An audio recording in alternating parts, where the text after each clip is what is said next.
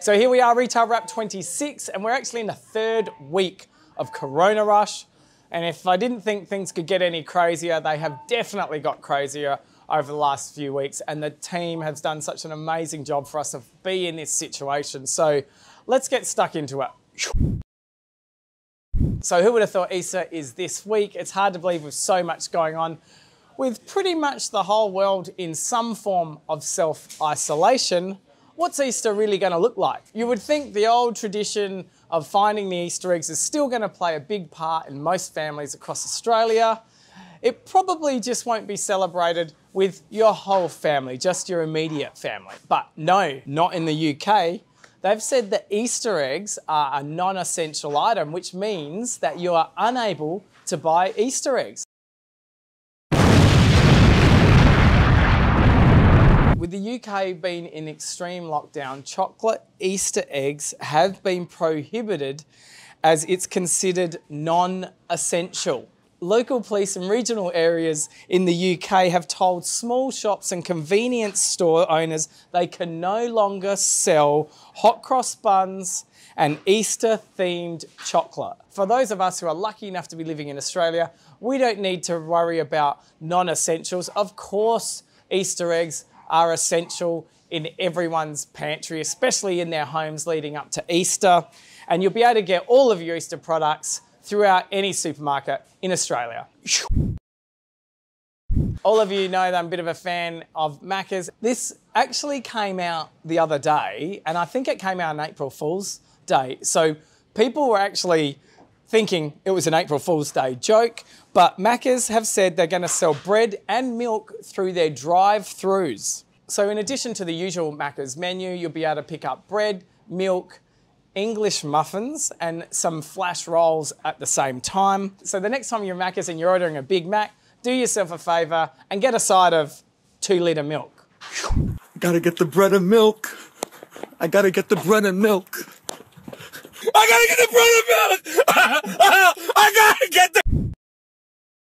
Shopping safely. There's a bit of a misconception about what shopping safely is in this coronavirus era. Let's give you my top 5 tips. Number 1, be prepared. Make sure that you're doing a list, and this would ensure that your shopping time in the supermarket will be as short as possible. Number 2, minimise the amount of people that you're bringing on your shopping experience. Obviously, the less amount of people we have in the supermarkets for the shopping experience, the better it is for everyone. Number 3, hand hygiene. Make sure that you're washing your hands with warm water and soap longer than 20 seconds. If you can't do that, to use sanitizer when you come into the store and when you exit the store, and even during the store if you'd really like. Number 4, don't touch your face. And it's extremely hard not to touch your face, and the more you're aware of it, the more you can understand that the virus can be put on surfaces and you can pick that up onto your hand. And number 5, one of the most important ones, especially when you're in the supermarket, is keeping that social distance of 1.5 metres. We're actually lucky that we can have that at the moment, and we're not in a lockdown where we're controlling the amount of people coming in and out in supermarkets. If we can't slow the curve, you can only assume that's going to happen in the future. So there you have it. There's 5 tips to make your shopping experience as safe as possible. And just remember to respect those around you. Why product limits? And if you haven't been into the supermarket for the last month or so, you might not know there's limits on items around the store at this present time. Product limits include toilet paper, tissue, paper towel, hand sanitizer, detergent, and many other products, depending on their availability from the manufacturer. Why, you ask? Well, it's pretty plain and simple. If everyone had just bought the things that they had needed for their immediate short term, we would be fine. But the reality is we've had so many people hoarding products and buying products that they're never going to use. I'd almost say that they might not ever eat in their lifetime, because we have had some staggering statistics. We've sold 8 months of toilet paper in 4 weeks. We've sold a year's supply of flour in 9 days, and we're all in the same boat. It's not one supermarket that's missing out, it's every single one. And you want to ask why there's a limit. Well, the limit is so we can try and share whatever product we get in for whatever particular time it comes in, that everyone that comes in our shopping experience can get something. So people go, well, why haven't you got it? Like, everyone's in the same boat. And don't just forget this, it's not everyone just in South Australia, it's the whole world is in the same boat. And if you want to talk about an example, the hand pumps for your hand soaps, China has run out of hand pumps. So my suggestion to you is make sure you keep your pumps at home because you never know when you're going to need them.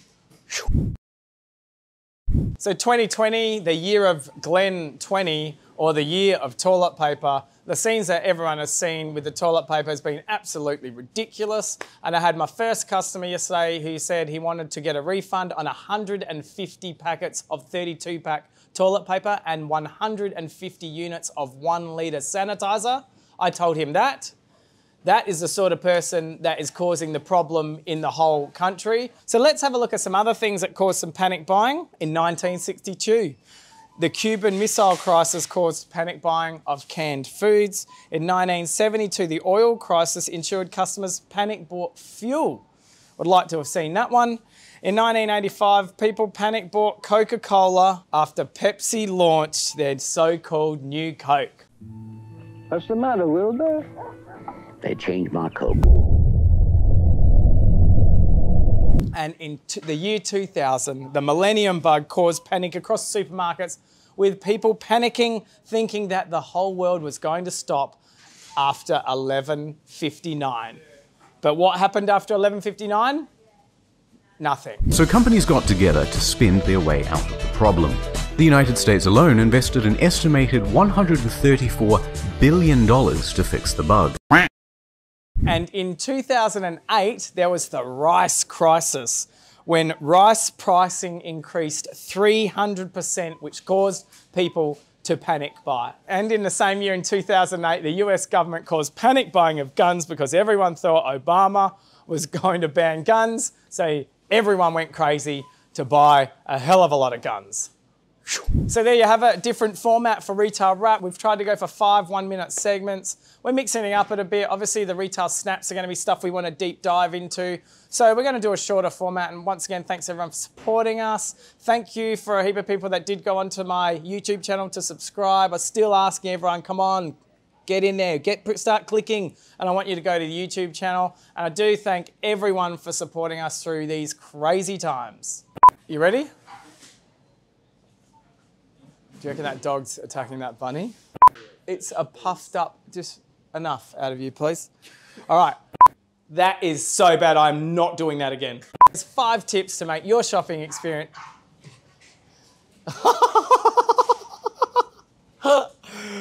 Oh my God.